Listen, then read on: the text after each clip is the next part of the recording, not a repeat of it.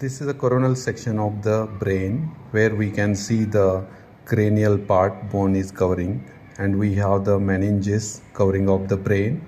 Then we have the here meningeal fold which is separating the medial surface of the brain, that is we call as a falx cerebri.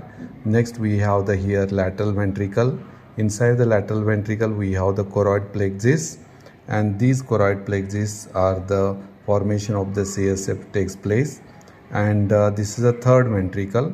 Here we have the part which is called as insula, and here we have the putamen, and we have the internal capsule. And this is a pons which is we are going to get, and this is a white matter, and we have the gray matter of the brain. This is a coronal section of the brain. It is a coronal section of the brain where you can see the cranium outermost covering. Then we have covering of brain is the meninges. We have the here we can see the falx cerebri, two lateral ventricle, right and left side we are going to get, and this is a septum pellucidum. Here we have the third ventricle, and this is a pons.